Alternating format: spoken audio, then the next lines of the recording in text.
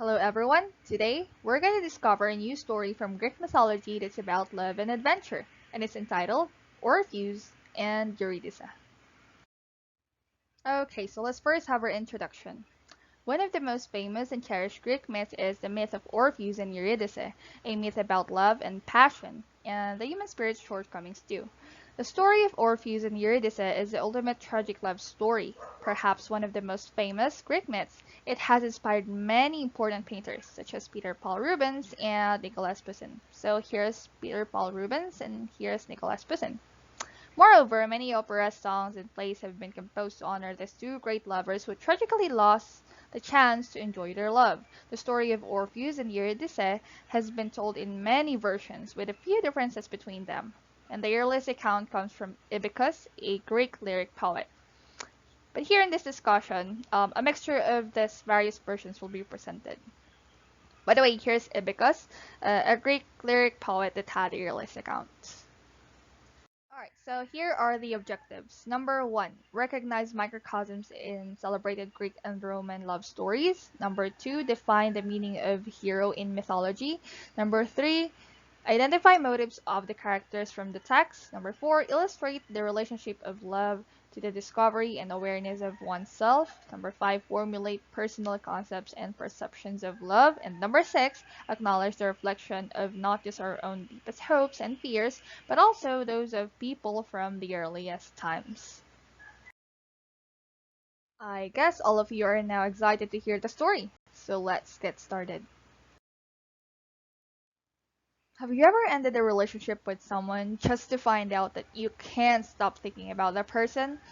Have you ever got a second chance and then blown it out completely? Well, it could be the story of Orpheus and Eurydice just for you. It's a story of passionate love, gut-wrenching heartbreak, and musical awesomeness. And it's got a twist ending, you'll sing the blues. Orpheus and Eurydice is a popular tale of tragic love. The moment when they got separated from each other for a second time was quite famous long before anyone wrote down their sad tale. Let's first talk about the context of the story. The tale of Orpheus and Eurydice was famous long before anyone wrote down their tale. Back when, on a variety of Greek pottery, murals, and other works of art, depictions of the doomed lovers appeared. So that's how iconic their story is. It reached the point that it became the inspiration of most artworks and songs. About 8 years later, in his Symposium, the Greek philosopher Plato named Orpheus. Unlike other versions where Orpheus is celebrated as a hero, Plato paints Orpheus as selfish and cowardly. So Plato described Orpheus in a not so ideal way. He gave Orpheus a selfish and coward character. Our heavy hitters Virgil and Ovid come next. Virgil first wrote his versions in Georgics, a super long poem on the Greek myths and nature. So around 40 years later, Ovid followed up by including the tale in his Metamorphoses, another long poem. Both versions tell a similar tale of condemned love and depict Orpheus as a courageous, distressing hero. So in the opposite of how Plato described Orpheus, Virgil and Ovid characterize him as a hero who's very brave. It's like any other typical hero.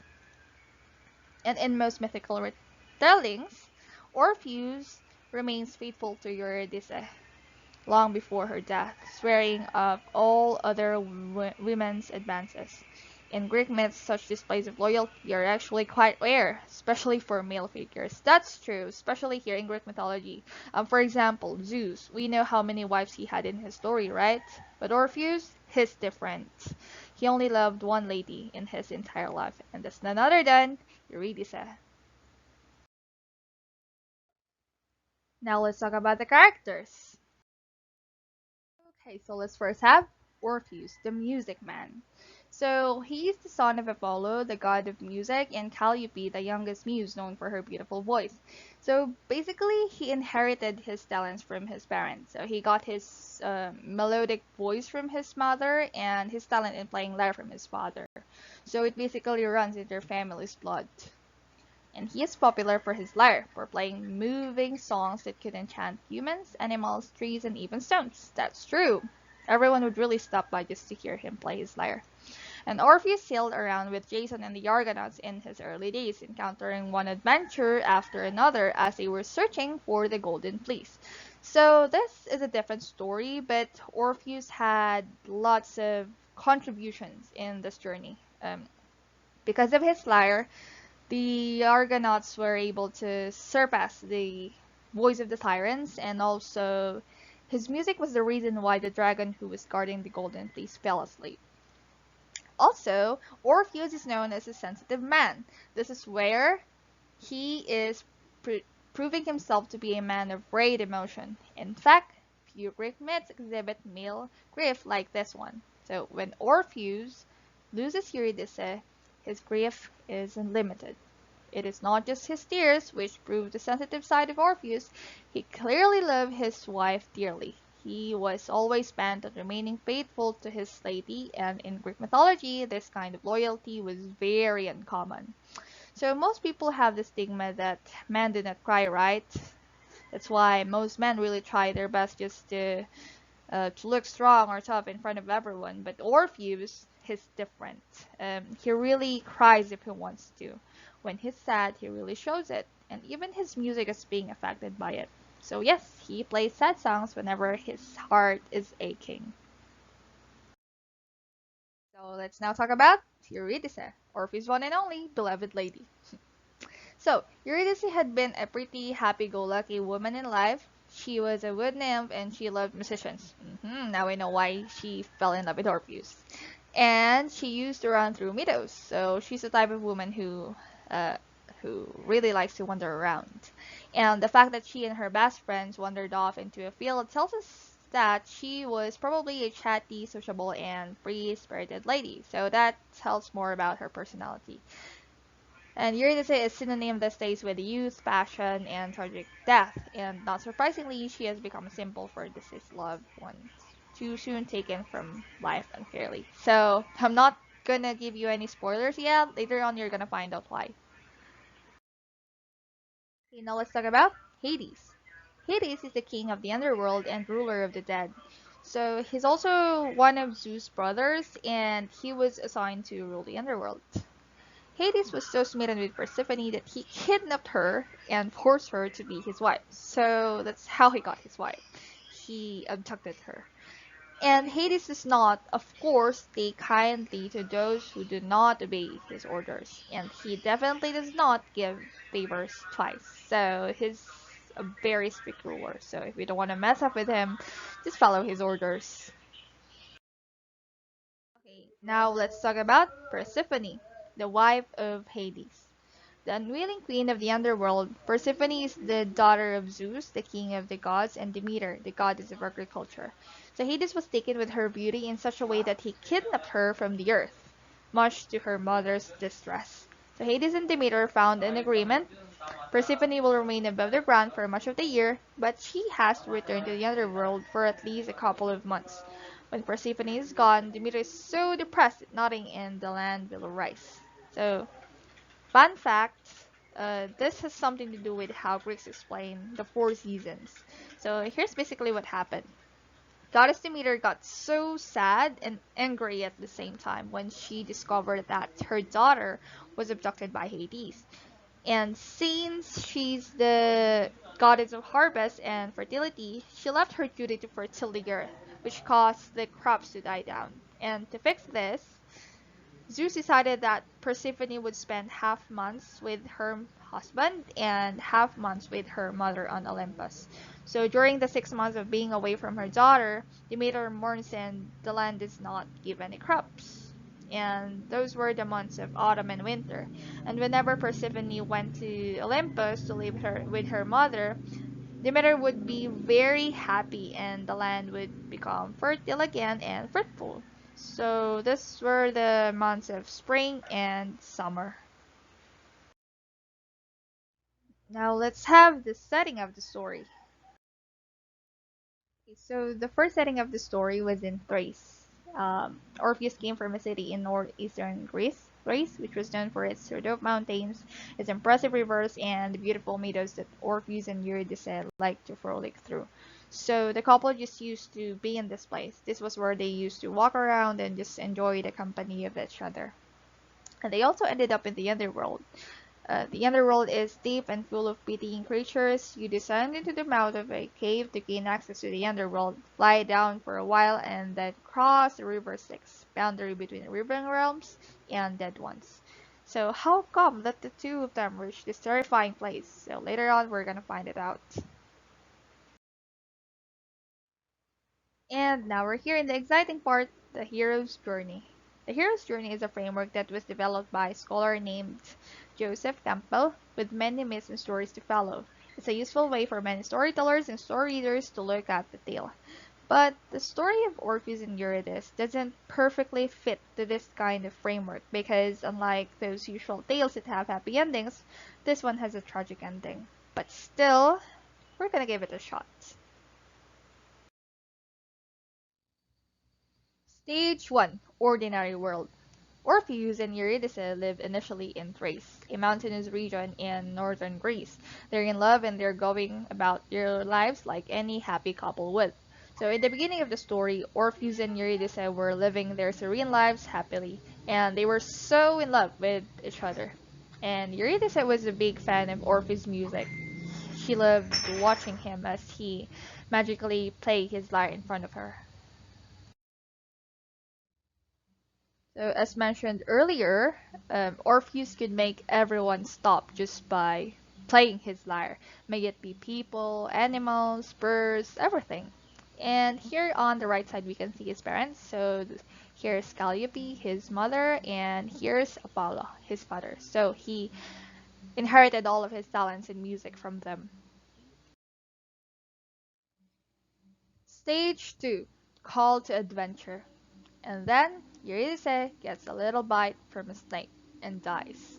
It's the event that disrupts the happy lives of the couple. So the two of them were already supposed to get married. Everybody expected that it would just be a happy event. But something tragic suddenly happened. Eurydice was bitten by a snake, so she abruptly fell to the ground. And by the time that Orpheus found her lying there, he held her tight, but it was already too late. And with just few moments, Eurydice died. And then, as she closed her eyes, Orpheus cried as loud as he could. Stage 3, Refusal of the Call. Orpheus does not do anything for a while, except walk around the trees, strumming on his lyre while weeping over Eurydice. He's not yet taking steps to make his adventure happen. So, after the death of Eurydice, Orpheus did nothing but just cry all day and play super sad songs. And as he walked around the Thrace, he remembered all the happy memories that he had with Eurydice. And he found it so hard to move on. And the memory of her dead lover just really kept on hunting him. And this time, he wasn't yet making any steps for adventure because he was still in the process of moving on. Stage 4, Meeting the Mentor. In most of the misadaptations, Orpheus decides to travel to Hades on his own, but some versions say Orpheus was advised by the gods to go down to the underworld as they were sick of all of his mournings. So time came when Orpheus realized that he should already do something, because if he would just keep on, crying, nothing would happen. So he already decided to get Eurydice back, but how? There's no other way but to go deep down to the underworld. Well, according to some versions, he first went to Zeus to ask about what he could do to bring Eurydice back. But Orpheus replied that it was not part of his power to do that, and that response made Orpheus mourn even more. Until the gods got sick of all of his mourning, so they finally advised him of what he should do, and that was to go deep down the underworld, or also known as the world of the dead. So that's what he did. Orpheus reached the gates of the underworld. At first, it was so terrifying to even step his feet inside, but for the sake of having his love back, he set all the fear aside. Stage 5, Crossing the Threshold. Orpheus has to cross a couple of thresholds to get to the underworld.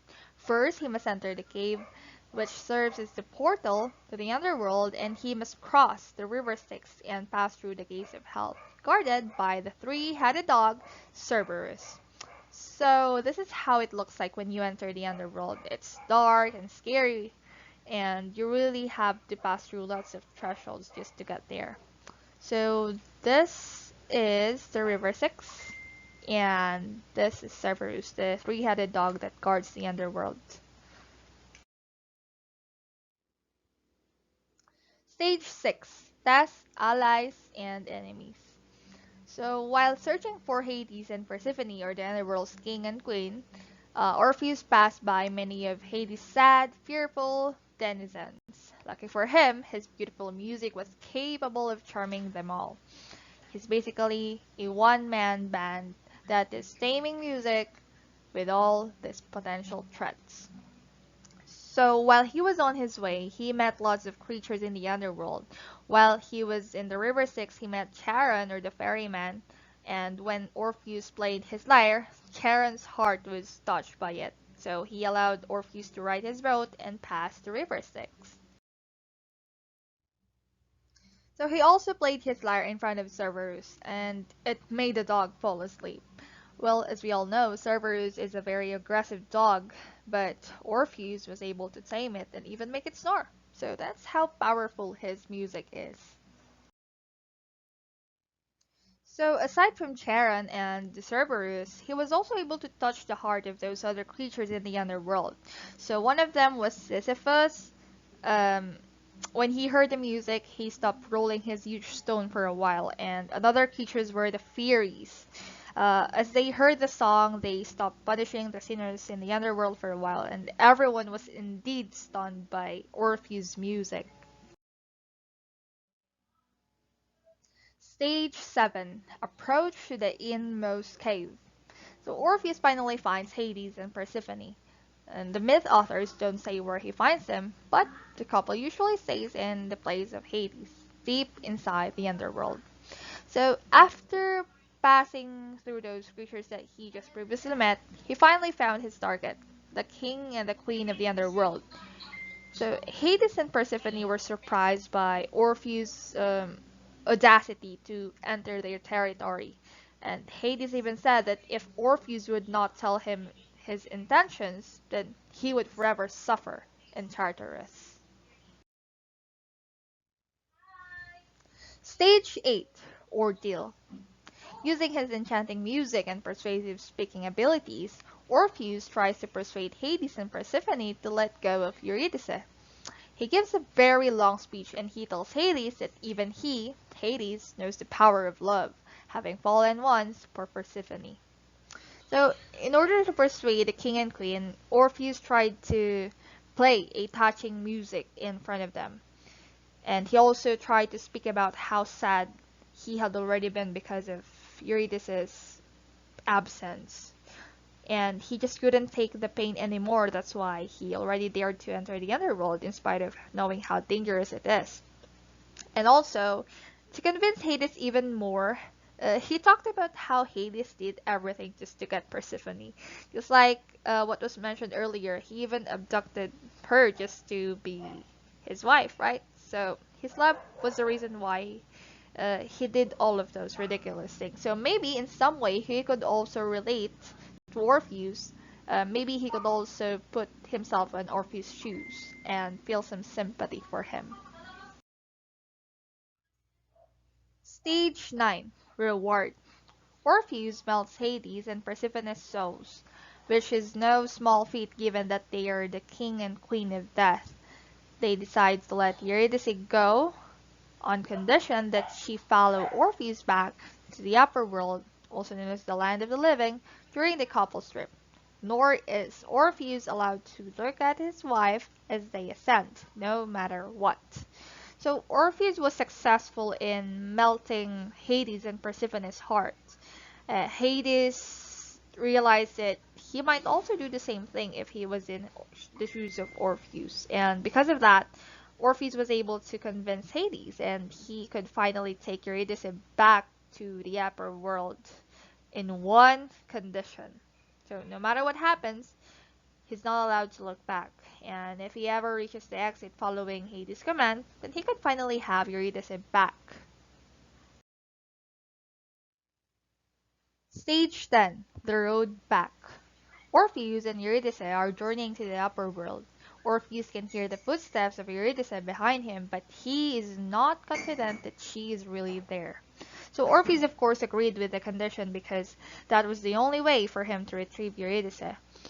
So that's what he did. He held her hand and tried to walk straight without looking back at her.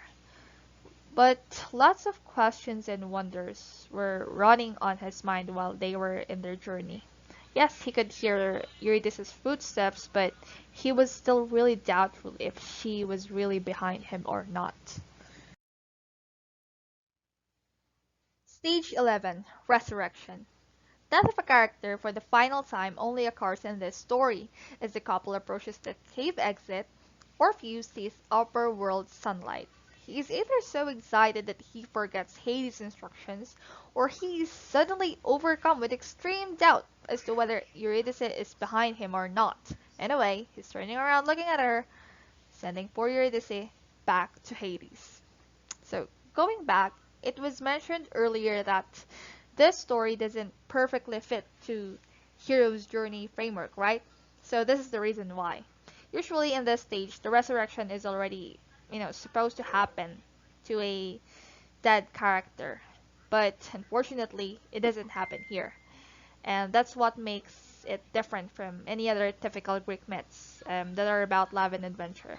Because in this stage, Eurydice wasn't able to live again because Orpheus failed to follow Hades' commands.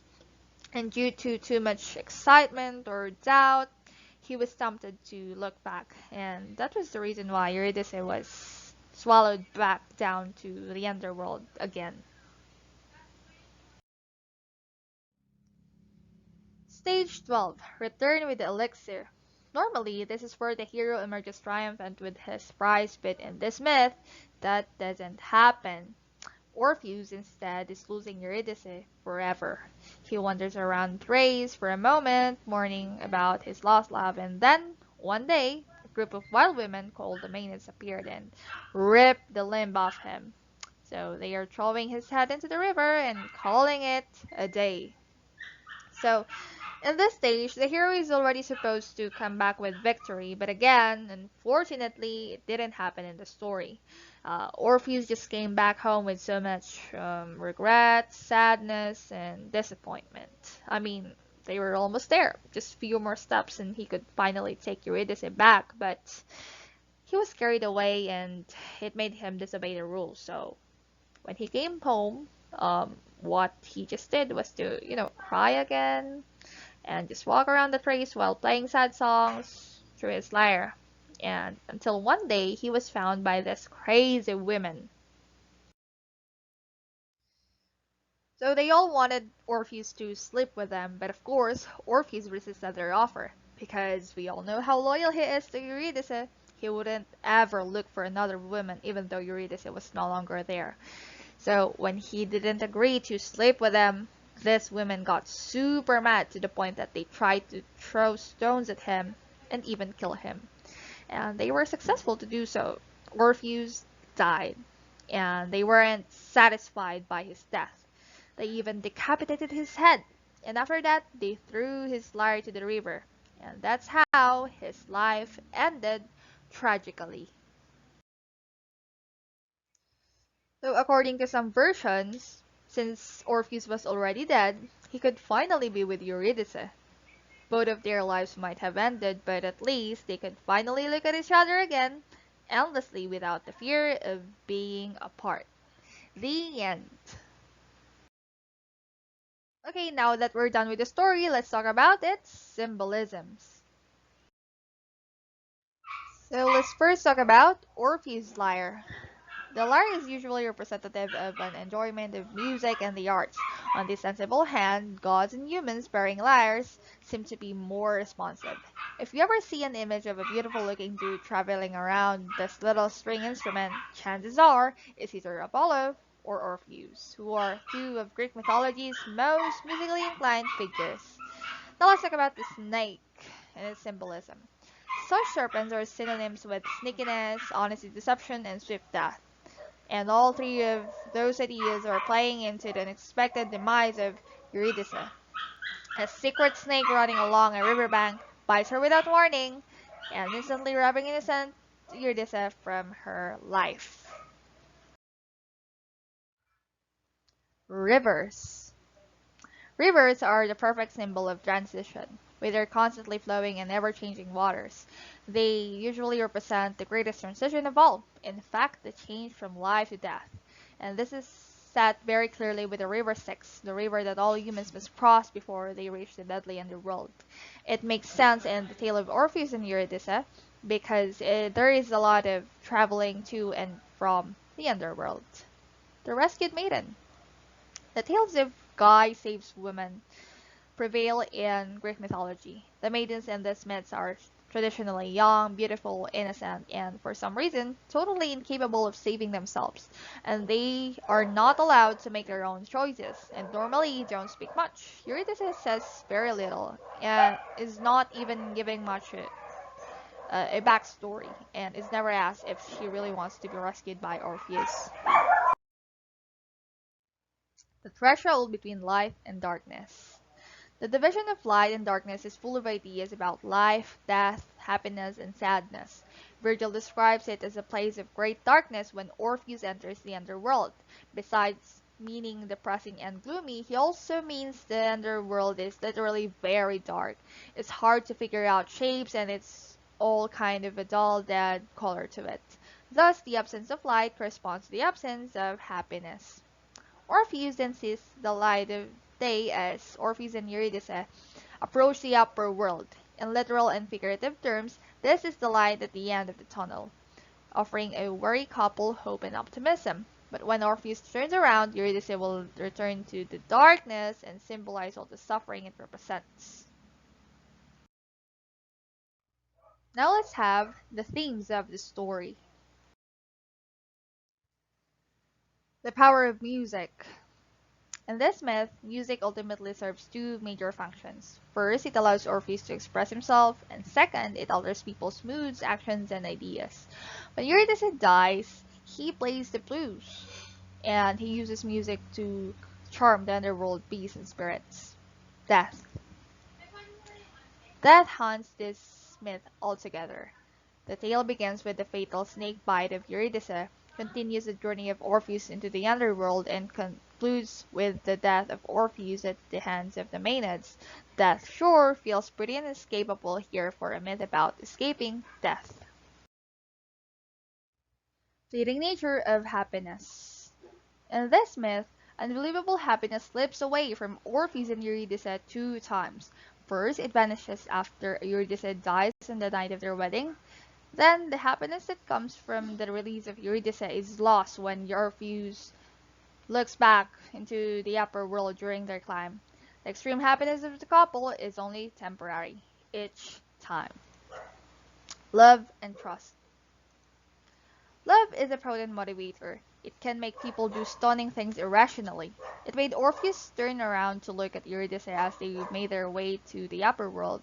Orpheus was able to hear the footsteps of his wife. He trusted her, though he was not completely confident that she was there. Had he been able to hold out and just trust that Eurydice was behind him, they might have returned to the earth and lived happily afterwards. And that's the end of our discussion. Thank you so much, and I hope you learned a lot.